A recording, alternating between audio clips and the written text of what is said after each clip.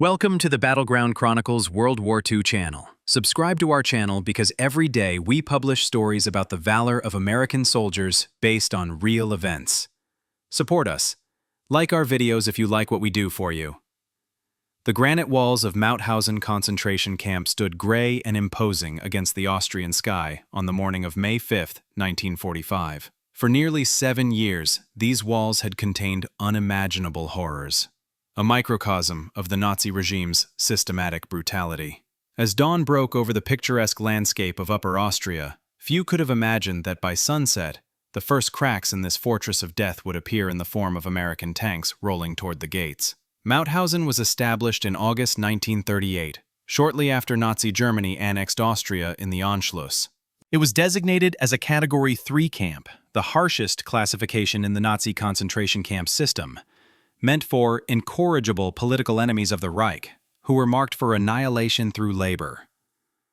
Throughout its existence, approximately 197,464 prisoners passed through the Mauthausen camp system. At least half of them would never leave alive. The camp sat atop a hill near the town of Mauthausen, about 20 kilometers east of Linz. Its most notorious feature was the granite quarry, where prisoners were worked to death, forced to carry impossibly heavy stones up 186 steps known as the Stairs of Death. Here, exhaustion, falling, and crushing deaths became routine. The SS guards made sport of forcing prisoners to carry these massive stones until they collapsed, then pushing them off the cliff to their deaths below, a practice they called parachuting. By early 1945, as Allied armies advanced from east and west, Mauthausen had become the destination for evacuations from camps near the front lines. Tens of thousands of prisoners arrived on overcrowded transports, many having endured brutal death marches or transport in open railway cars without food or water. The camp's population swelled beyond capacity. Overcrowding, starvation, and typhus epidemics led to mass deaths among the inmates. The gas chamber at Mauthausen remained operational until the very last days of the war. On April 20, 1945, the SS murdered nearly 3,000 prisoners from the infirmary after a selection. The camp authorities carried out the last mass murder in the gas chamber on April 28, 1945.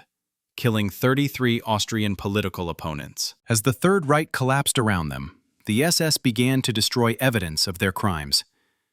They dismantled installations for mass killing, burned incriminating documents, and murdered concentration camp prisoners who had directly witnessed the systematic mass murder and could have testified against them in court.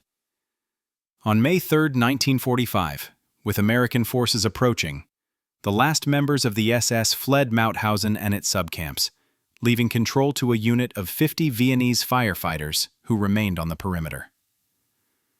Inside, an international committee formed by the prisoners in the last days of April began to administer the camp. For the 40,000 prisoners who remained alive, many just barely, their long nightmare was about to end. But for many, liberation would come too late. Staff Sergeant Albert J. Kosiek led his men toward the bridge at St. Jorgen in the early hours of May 5, 1945. As platoon leader of the 1st Platoon, Troop D, 41st Cavalry Reconnaissance Squadron of the 11th Armored Division, nicknamed the Thunderbolt Division, his mission was simple: check the bridges for damage and ensure they were intact for the advancing American forces. The war in Europe was nearly over. Hitler had committed suicide 5 days earlier, and German forces were surrendering across the continent. The morning was cool but clear as their convoy of armored vehicles moved cautiously through the Austrian countryside. The men were alert but optimistic. After months of brutal fighting from Normandy through the Battle of the Bulge and into the heart of the Third Reich, they could sense that victory was imminent. "Keep your eyes open," Kosiek instructed his men. "We're still in enemy territory." Suddenly, the convoy came to a halt at a roadblock of fallen trees. The men quickly secured their position and began clearing the obstruction. As they prepared to move forward, Kosiek noticed something unusual approaching: a small white car flying a white flag of surrender. As the vehicle came closer, the Americans trained their weapons on it. Out stepped an unusual delegation. 2 SS captains, their driver, and a man in civilian clothes who identified himself as a representative of the International Red Cross. The civilian, Louis Hafliger, a Swiss Red Cross delegate, approached Kosiek. "I have been looking for American forces," Hafliger explained urgently. "There are concentration camps nearby, Gusen and Mauthausen. The commandant wishes to surrender them to General Patton." Sergeant Harry Saunders, a 23-year-old radio operator from Chicago and the gunner in one of the armored cars, watched the exchange carefully. Private Rosenthal, who spoke German, translated the conversation. Kosiek, born to Polish immigrants, made a split-second decision that would save thousands of lives. He informed the delegation that he was representing the commanding general of the 11th Armored Division and would accept the surrender. 23 men will not be enough to handle all the German soldiers, the SS captain warned. "Then you don't know my men," Kosiek replied firmly.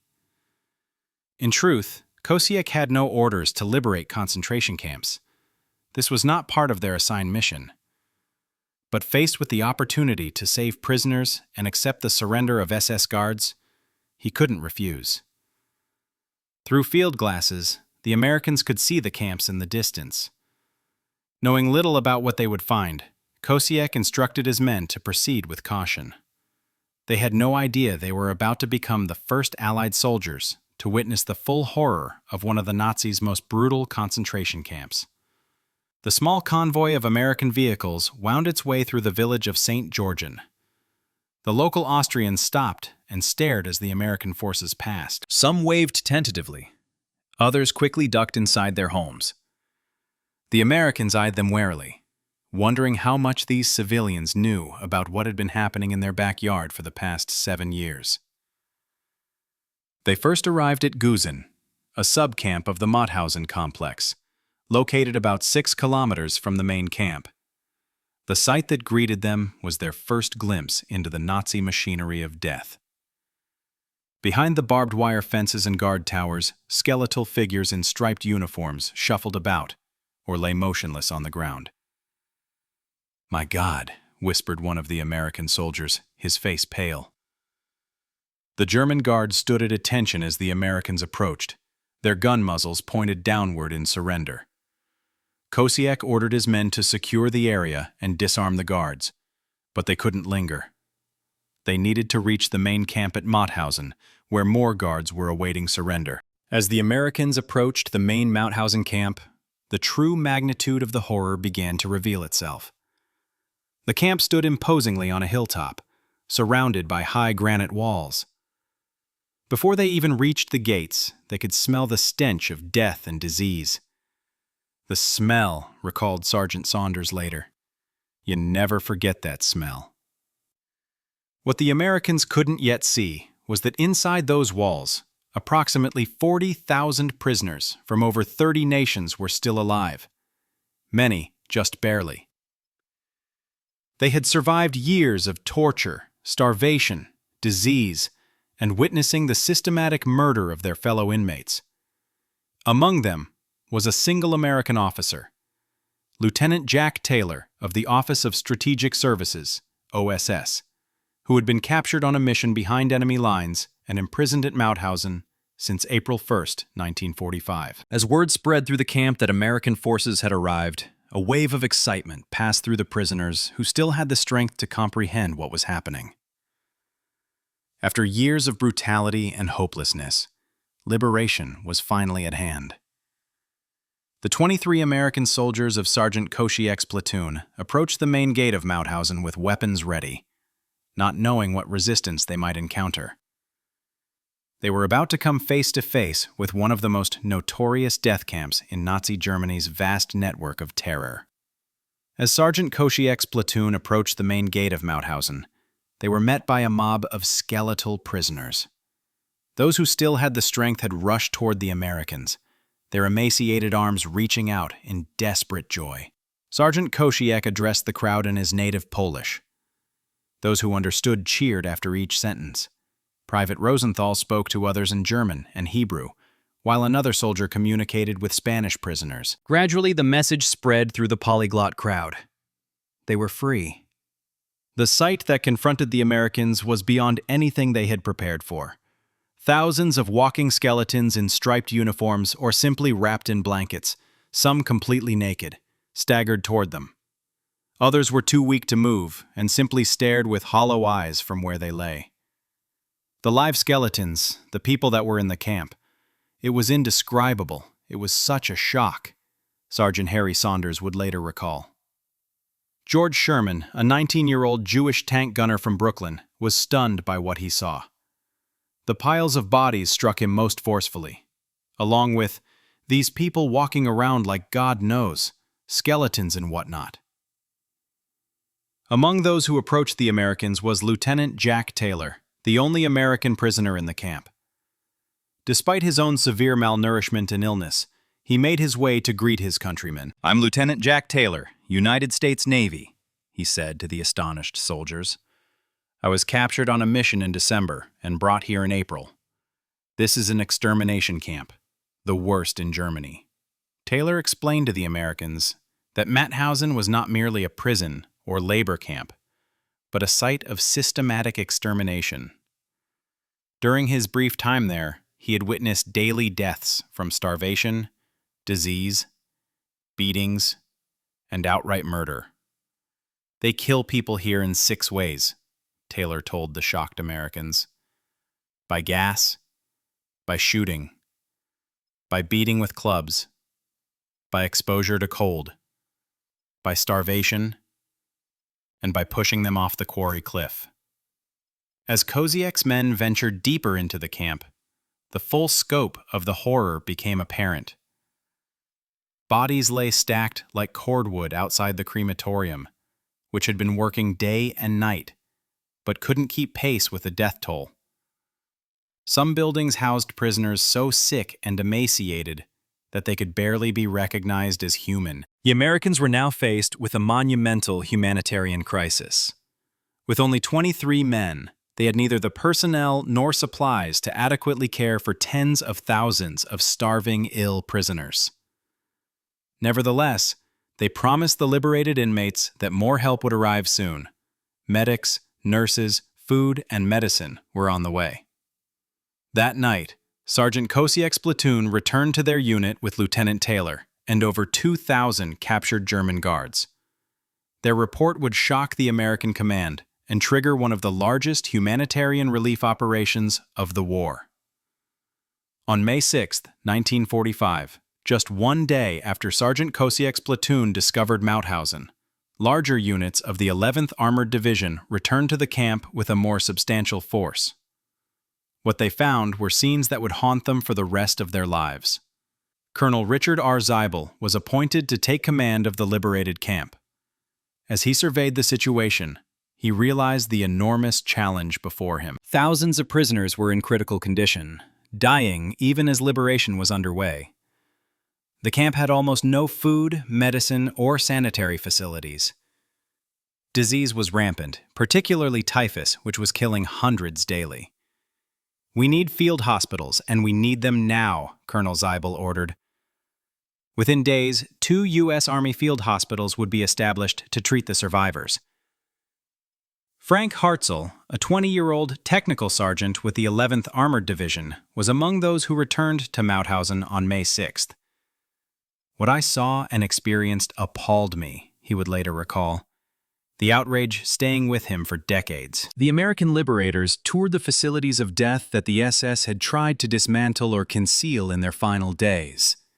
The gas chamber, the crematorium ovens, the execution wall where thousands had been shot, and the infamous quarry with its stairs of death.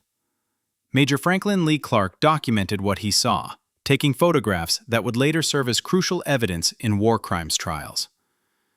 "The dead were stacked up in piles like cordwood," he reported, to the point that they had to bring in bulldozers and make mass graves. The Americans were struck not only by the physical suffering of the prisoners, but by their remarkable resilience. Despite years of dehumanization, many had maintained their dignity and even organized resistance. The International Committee, formed by prisoners from various countries, had taken control of the camp's internal operations after the SS fled on May 3rd, and had maintained order during the critical period before liberation. Spanish Republican prisoners, who had been in prison since 1940-41 for fighting against Francisco Franco's fascist forces in the Spanish Civil War, had hung a banner over the camp gate. Made from stolen bed sheets, it read in English, Spanish, and Russian. The Spanish anti-fascists greet the liberating forces. The Americans also discovered evidence of the incredible bravery of some prisoners who had risked their lives to document Nazi crimes. Spanish survivor Francesc Boy, a professional photographer, had hidden hundreds of photographic negatives showing SS officers participating in atrocities. These photographs would later serve as crucial evidence in the Nuremberg and Dachau trials. Colonel Zeibel immediately organized his limited forces to address the most urgent needs: burying the dead, treating the sick, and feeding the starving. He also ordered the documentation of the camp's conditions and the collection of evidence that would later be used in war crimes trials. The Americans struggled to process what they were seeing. These weren't just malnourished prisoners. They were human beings who had been systematically reduced to something barely recognizable. They didn't look like people, recalled Raymond Book, an American soldier who documented the liberation with his camera. They were skin stretched over bone, with hollow eyes that seemed to look right through you. Many survivors could barely stand. Their bodies were covered with sores from malnutrition, their limbs swollen from edema. Some had lost all their teeth. Others suffered from dysentery, typhus, tuberculosis, and countless other diseases. The stench of unwashed bodies, excrement, and rotting corpses permeated everything. Medical units from the U.S. Army quickly assessed the situation. Many survivors were so severely malnourished that they could not simply be given normal food. It would kill them. Their bodies had shut down digestive functions after prolonged starvation. They needed to be slowly reintroduced to nourishment through special diets and medical supervision. Marie Knowles Ellifritz, a 22-year-old nurse who arrived to care for the survivors, later recalled, "The emotional trauma caused by our medical participation in the liberation of the European concentration camps was beyond belief. As Americans and as women, we never before had been subjected to such inhumanity to man." Among the living were people from across Europe: Polish political prisoners, Spanish Republicans, Soviet prisoners of war, French resistance fighters, Dutch, Belgian, and Yugoslav civilians, and Jews from virtually every occupied country. Each had their own nightmare to tell. Some of the most heartbreaking sights were the children. By March 1945, there were more than 15,000 juvenile prisoners at Mauthausen, including 3,654 Jewish children. Many were orphans who had watched their parents die or be killed before their eyes. A photograph taken after liberation shows a 13-year-old survivor, a child with the hollow eyes and gaunt face of an old man. He was one of the lucky ones who survived. Some of the survivors bore the physical evidence of specific tortures. There were prisoners whose feet had been amputated after severe frostbite, the result of punitive exposure to winter conditions without proper clothing. Others had been subjects of pseudo-scientific medical experiments, including testing of delousing chemicals and surgeries performed without anesthesia to determine how long a human could survive without vital organs. Even as the Americans worked frantically to save lives, deaths continued. Many survivors were simply too far gone, their bodies too damaged by years of abuse to recover. Others died from the sudden change in diet, their starved bodies paradoxically rejecting the nourishment they desperately needed. In the days and weeks following liberation, over 3,000 more prisoners would die, despite receiving medical care. They were buried in camp cemeteries, next to the former concentration camps, final victims of Nazi atrocity even after liberation had come. On May 7, 1945, Colonel Zeibel ordered a thorough inspection of the Wiener Graben quarry, the site of some of Mauthausen's most notorious atrocities. American soldiers descended into this man-made hell, where tens of thousands of prisoners had been worked to death over the camp's 7-year operation. The quarry lay below the camp, a vast pit of granite where prisoners had been forced to cut and carry massive stones up to the camp. The infamous 186 steps, known as the Stairs of Death, connected the quarry floor to the camp above. Prisoners, already weakened by starvation and illness, had been forced to carry stones weighing up to 50 kilograms, 110 pounds, up these steps. Carrying the stones up was a death sentence for many, explained one survivor to the Americans. If you fell or dropped your stone, the guards would beat you. If you couldn't get up, they would push you off the cliff. They called it parachuting. The Americans discovered that this had not been merely a labor site, but a place of deliberate, sadistic murder. SS guards had made sport of forcing prisoners to run up the stairs carrying heavy stones until they collapsed from exhaustion. Others were pushed from the top of the quarry to their deaths below, often while guards placed bets on where the bodies would land. At the bottom of the quarry, American investigators found bone fragments and bloodstains on the rocks, grim evidence of the countless prisoners who had been dashed to pieces there. The quarry also housed the punishment company, where prisoners who had violated camp rules were sent to work under even more brutal conditions than the general population. Few survived more than a few weeks in this assignment. One of the most shocking discoveries was the death bath, a pool of water at the bottom of the quarry where guards would force prisoners to stand in freezing water for hours until they died of hypothermia, or push already weakened prisoners underwater until they drowned. How could human beings do this to other human beings? One American soldier asked as he surveyed the quarry. No one had an answer. The Americans documented everything, taking photographs and gathering testimony from survivors who had worked in the quarry. This evidence would later be crucial in the war crimes trials of the camp personnel. What made the horror of the quarry even more disturbing was its setting. The surrounding Austrian countryside was breathtakingly beautiful, rolling green hills and picturesque villages that gave no hint of the atrocities being committed in their midst. The Americans couldn't help but notice the stark contrast between the natural beauty of the landscape and the man-made hell of Mauthausen.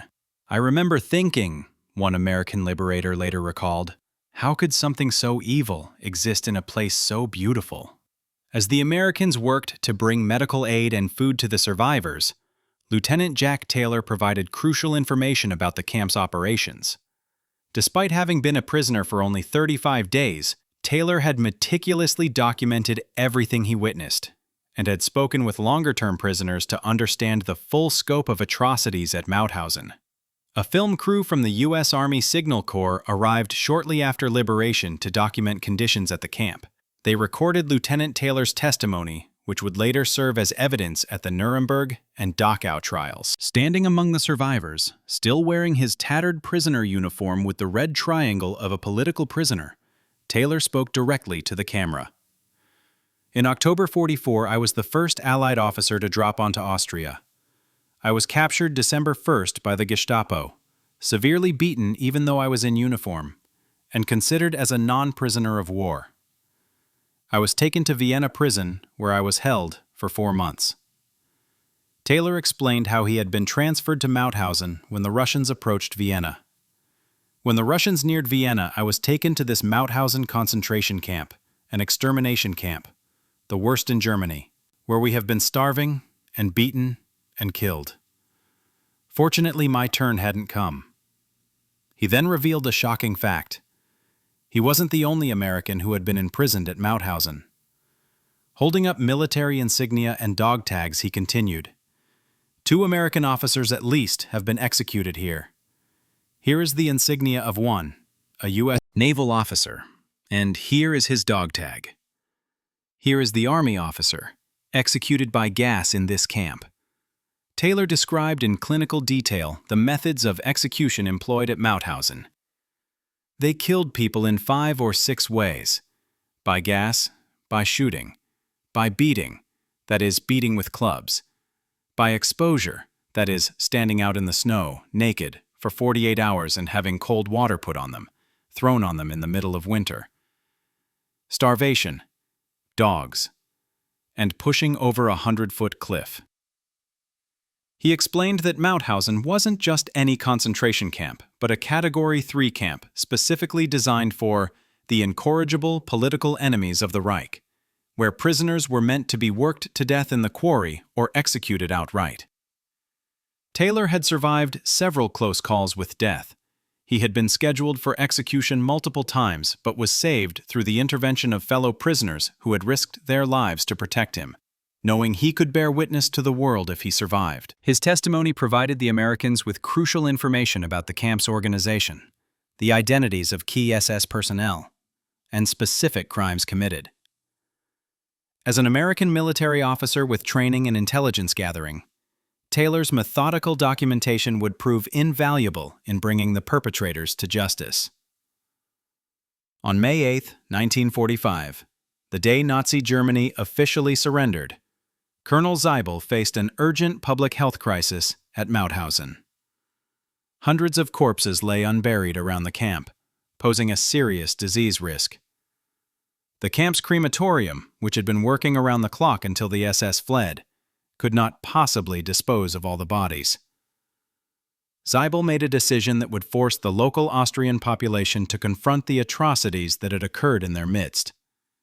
He ordered that civilians from the nearby towns of Mauthausen and St. Gorgon be brought to the camp to bury the dead. Raymond Buck, an American soldier who documented the process with his camera, later recalled, "From the German civilians nearby, we started to get those people to come up by the truckload, and we told them to dress in their Sunday best, and then we made them dig graves, and we wanted them to see what was going on."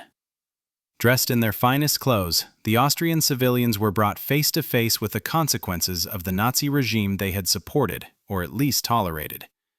Many claimed they had no knowledge of what happened in the camp, despite its proximity to their homes and the smell of the crematorium that had permeated the area for years. The Americans were skeptical of these claims of ignorance. They had discovered that a local farmer had filed a complaint about the camp, not objecting to the murders, but to the fact that she could see dead bodies from her property. She had asked the Nazis either to stop these inhuman deeds or do them where one does not see it. Under American supervision, the civilians were ordered to carry the bodies to mass graves that had been dug in what was once a soccer field. They placed the victims side by side, row upon row.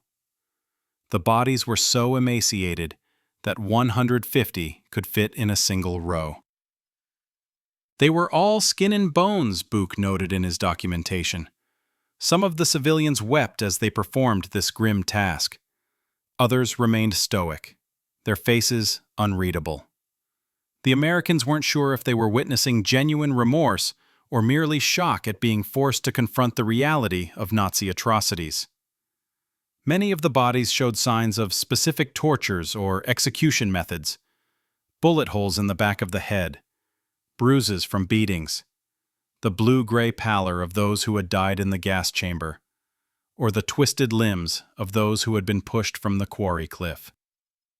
Each corpse told its own story of suffering. There were the bodies of those who had succumbed to starvation and disease, their skin stretched over bones, abdomens distended, limbs like twigs.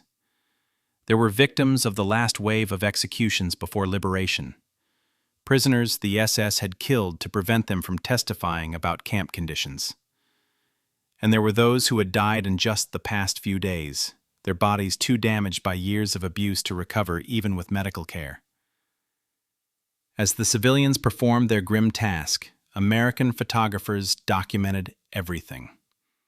These images would serve both as evidence for future war crimes trials and as a historical record to ensure that the world would never forget what had happened at Mauthausen.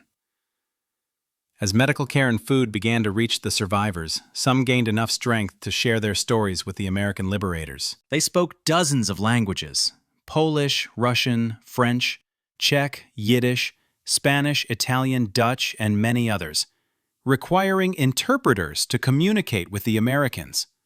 But their testimonies, collected by war crimes investigation teams that arrived with the U.S. forces, painted a comprehensive picture of life and death at Mauthausen. Spanish survivors, who had been in the camp since 1940-41, after fighting against Franco's fascist forces in the Spanish Civil War, were among the most organized groups. Led by survivors like Francesc Boy, Joan de Diego, and Casimir Clement, they had maintained a clandestine resistance network within the camp. Now they worked methodically to document Nazi crimes. Using the Nazis' own typewriters, one American investigator reported, they spent 2 weeks listing the names and personal details of Spanish victims of Mauthausen and of the SS who had killed them.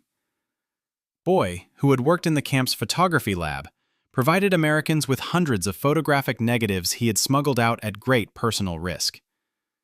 These images showed SS officers participating in killings and torture, documenting their own crimes with chilling pride. Jewish survivors described the particular brutality they had faced. From mid-1944, labor transports of Jews had arrived at Mauthausen from Auschwitz, Plaszow, and other camps. In early 1945, prisoners who had managed to avoid the selections at Auschwitz were evacuated to Mauthausen as Soviet forces approached. "We were left out in the open in the tent camp, exposed to terrible weather," one Jewish survivor testified. "Thousands died of hunger, as our already short rations were cut further." The conditions had been so desperate that there had even been cases of cannibalism in the camp during the final months. Soviet prisoners of war, who had been among the most brutally treated groups in the camp, described their own ordeal. On the night of February 1st through 2nd, 1945, approximately 500 Soviet officers had attempted a mass breakout from the camp. They had attacked the watchtowers and short-circuited the electrified barbed wire with wet blankets. Though many managed to escape the camp itself, most were too exhausted to get far. The SS organized a massive manhunt, cynically dubbed a hair shoot, in which local civilians were encouraged to participate.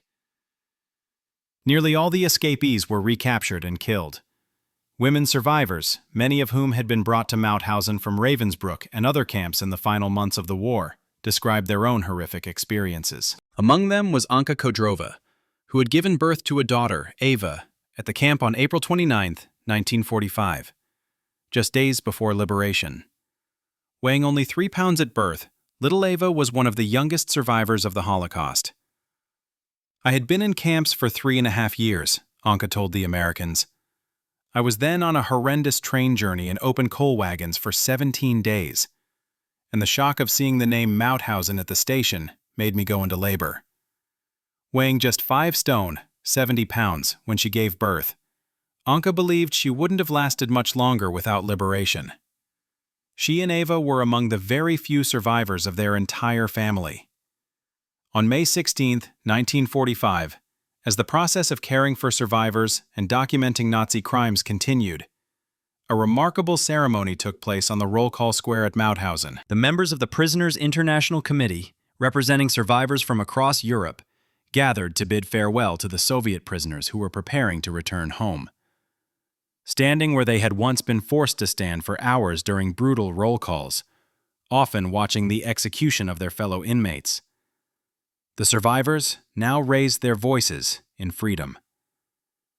They read aloud what would become known as the Mauthausen Oath, a solemn pledge to build a world where such atrocities could never happen again. The oath, read in multiple languages, echoed across the camp that had been designed to break the human spirit, but had ultimately failed to do so. "The gates are opening for us and our comrades. We are returning to freedom. The surviving nations, together with the armies of the Great Allied Coalition, have defeated the fascist Nazi murderers in an open struggle with tremendous sacrifices. The day of liberation has come. We remember the millions of brothers who died here as martyrs. Their suffering and their death have freed us, and humanity, from the fascist Nazi claim to world domination. We have survived a world of systematic, organized murder as no other century or generation has seen before us. The concentration camp, with its millions of dead, was the last, bottomless stage of fascism. We have sworn on these dead, on these graves, to continue the fight against fascism and imperialism, for the building of a new world of peace and freedom. Colonel Richard Seibel, who had overseen the American liberation efforts, attended the ceremony. He was moved by the resilience of people who, despite having endured unimaginable suffering, looked to the future with determination rather than hatred.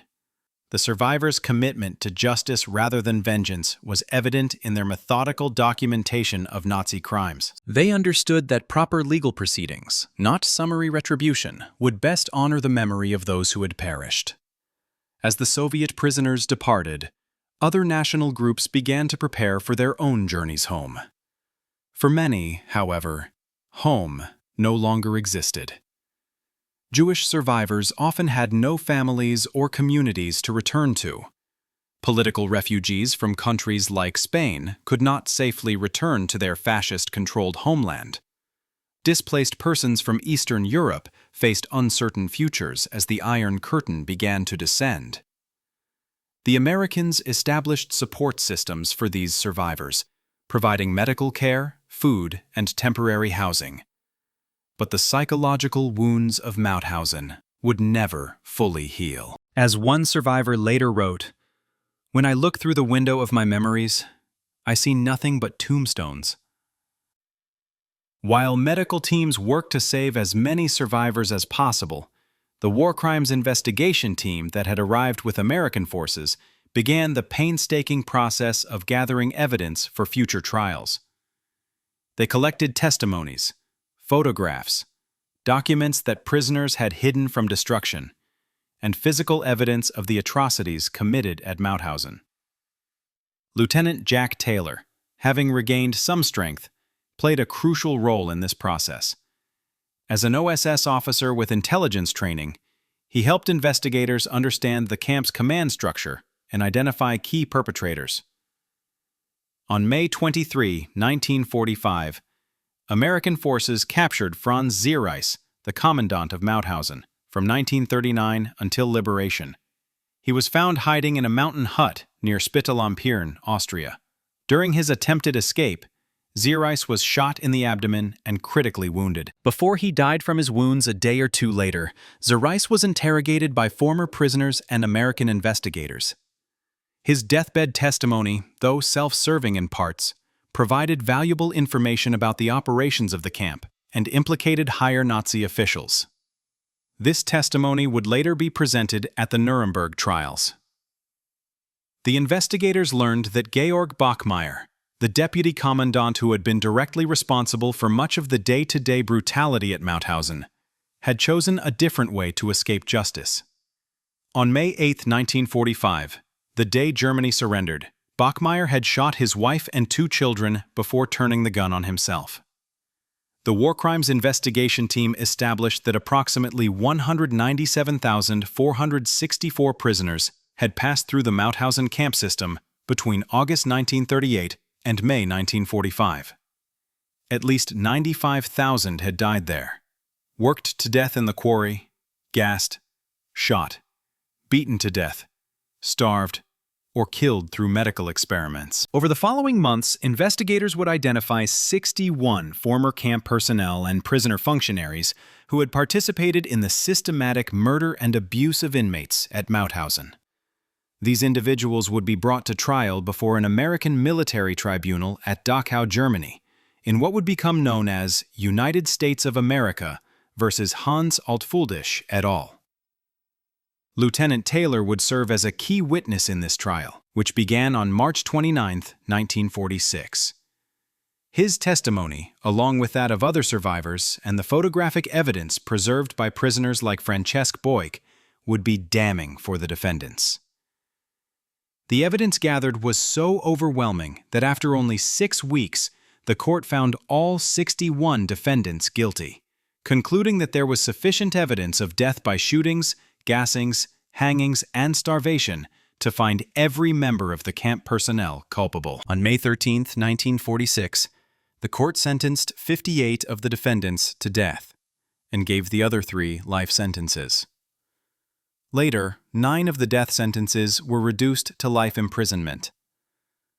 Those condemned to death were hanged on May 27 through 28, 1947, in the yard of Landsberg prison, the same prison where Adolf Hitler had written Mein Kampf 2 decades earlier.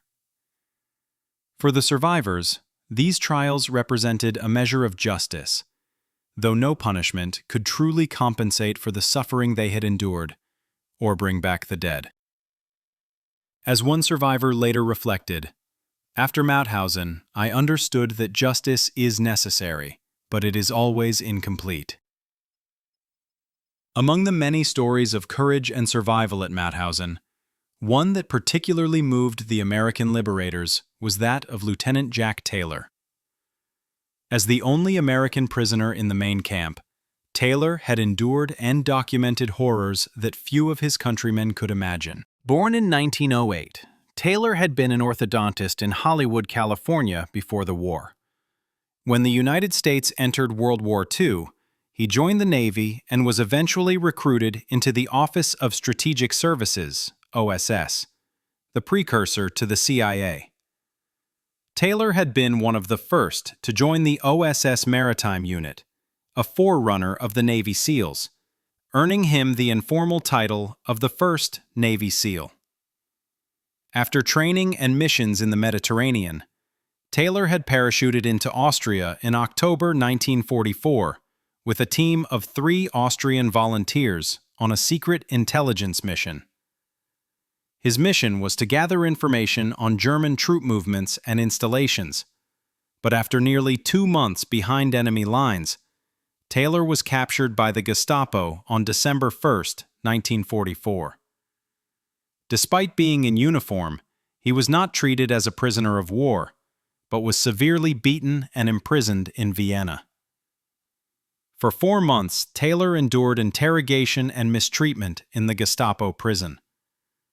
Then, as Soviet forces approached Vienna in April 1945, he was transferred to Mauthausen, a move that ironically may have saved his life, as many prisoners in Vienna were executed before the Soviet liberation.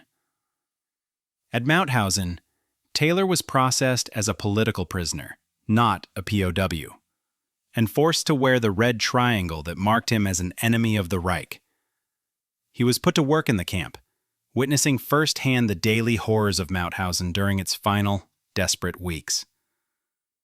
Taylor later testified that he had been scheduled for execution 4 times during his brief stay at Mauthausen, but was saved each time by fellow prisoners who recognized his value as a potential witness.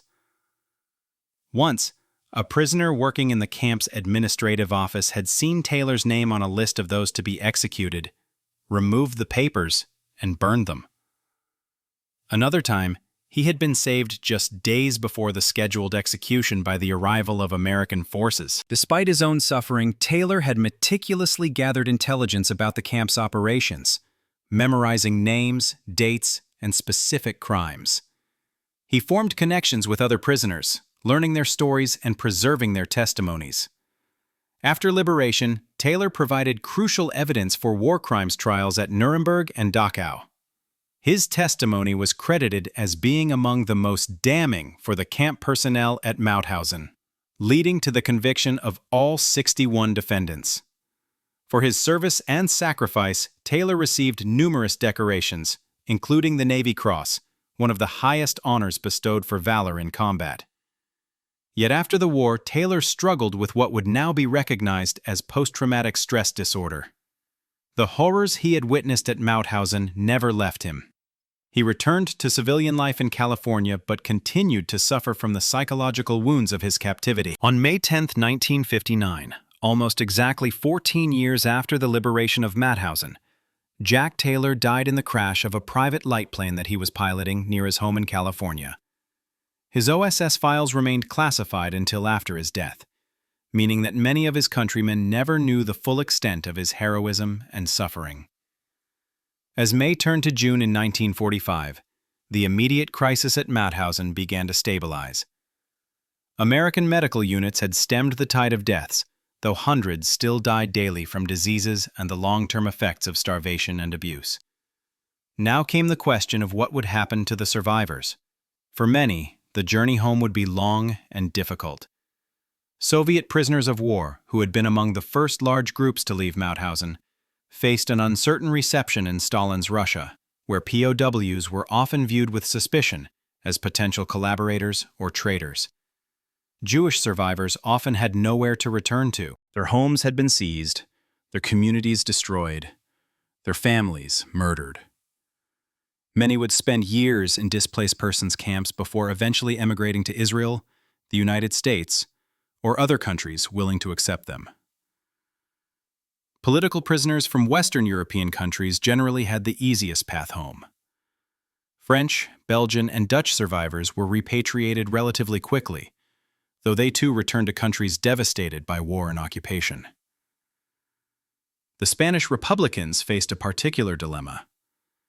Having fled Franco's fascist regime after the Spanish Civil War, only to be captured by the Nazis in France, they could not return to Spain, where they still faced persecution. Many would settle in France or Latin America. For those too ill to travel, the Americans established medical facilities in the area around Mauthausen. The 2 field hospitals Colonel Zeibel had ordered were soon supplemented by additional medical units, and the healthier survivors were transferred to better accommodation, away from the camp itself, which remained a site of death and disease. Eva Clark, the infant born just days before liberation, and her mother Anka were among those who received special medical care. Against all odds, the severely underweight baby survived and would eventually move to Britain.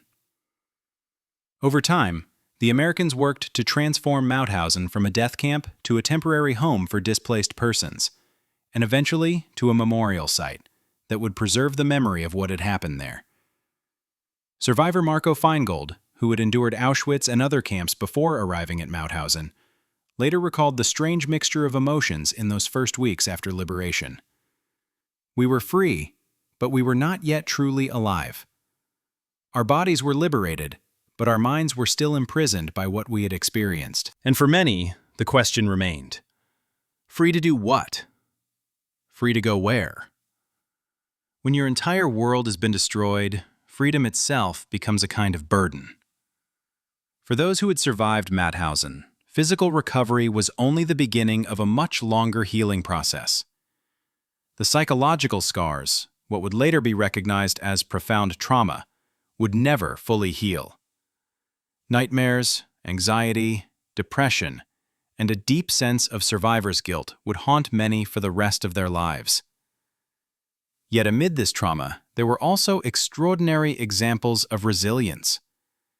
Many survivors dedicated their lives to bearing witness, ensuring that the world would never forget what had happened at Mauthausen and other Nazi camps. Others rebuilt their lives in new countries, raising families and contributing to their communities, while carrying the memory of those who had not survived. As one survivor put it, "After Mauthausen, I understood that life is both more fragile and more precious than I had ever imagined. Every day of freedom is a victory against those who tried to destroy us." Colonel Richard Zeibel remained in command at Mauthausen for 35 days after liberation, overseeing the massive humanitarian operation. Under his leadership, the immediate crisis was contained, evidence of Nazi crimes was preserved, and the first steps were taken toward justice and healing. On June 9, 1945, Zeibel was transferred to a post in the Austrian Alps, his mission at Mauthausen complete. By then, most of the survivors who were well enough to travel had left the camp, either returning to their home countries or beginning new journeys as displaced persons. The dead had been buried with dignity, the sick were receiving appropriate medical care, and the evidence gathered by war crimes investigation teams was being prepared for future trials. What remained was the question of how to preserve the memory of what had happened at Mauthausen. How to ensure that such atrocities would never be repeated. In 1947, Soviet occupying forces turned over the site of Mauthausen to the Austrian government specifically for the purpose of memorialization. Some buildings, such as the medical barracks, had been burned shortly after liberation, but a core of structures remained. In 1949, just 4 years after liberation, Mauthausen opened as a memorial site, one of the first former concentration camps to be preserved as a place of remembrance and education. Survivors played a major role in designing the interpretation and memorialization, ensuring that the full truth of what had happened there would be told. Today, the Mauthausen Memorial remains a powerful reminder of the horrors of Nazism and the dangers of extremism. The gas chamber, crematorium, and quarry still stand as evidence of industrialized murder. The stairs of death continue to silently testify to the suffering of those forced to climb them carrying heavy stones. Monuments from various nations honor the victims from across Europe who perished there. The Spanish monument is particularly poignant. A simple structure that remembers the Republican fighters who, having lost one struggle against fascism in their homeland, found themselves victims of an even more brutal fascist regime in Austria. For the American liberators, the experience of Mauthausen left an indelible mark. Many, like Frank Hartzell, who turned 100 in 2025, would spend the rest of their lives bearing witness to what they had seen. What I saw and experienced appalled me, Hartzell recalled decades later. The outrage has stayed with me for 80 years. George Sherman, the Jewish tank gunner from Brooklyn who was part of the liberation, later reflected, "When we liberated Mauthausen, we really knew then why we had to stop Hitler and why we really went to war." For many of the American soldiers, what they witnessed at Mauthausen became what one historian called a lifelong vaccine against extremism. Having seen firsthand the consequences of authoritarianism and hate, they became committed to defending democracy and human rights. As American Mauthausen liberator Major George E. King warned in an interview in 1980, "This is the lesson we have to learn. It could happen here." The liberation of Mauthausen marked not only the end of one of history's darkest chapters, but also the beginning of a global commitment to never again allow such atrocities to occur. The Universal Declaration of Human Rights, adopted by the United Nations in 1948, was in part a response to the horrors revealed at Mauthausen and other Nazi concentration camps. The story of Mauthausen, its horrors and its liberation, reminds us of both the depths of human cruelty and the heights of human courage.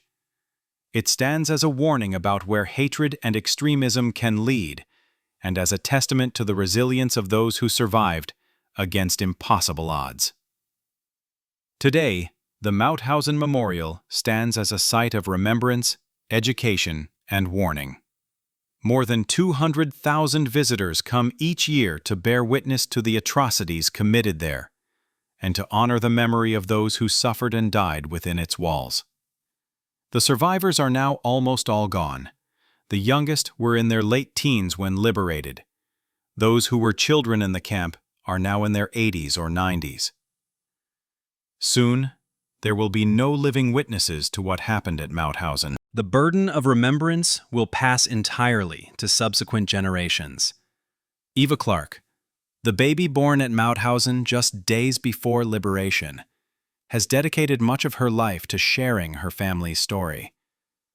Though she has no personal memories of the camp, she carries the legacy of her mother's survival and the memory of the family members who did not live to see liberation. The American liberators, too, have nearly all passed away. Their testimony lives on in recorded interviews, memoirs, and the photographs they took to document what they found at Mauthausen. Their shock and outrage, captured in those first moments of liberation, continue to speak across the decades. In the spring of 2025, on the 80th anniversary of liberation, commemorations were held at Mauthausen.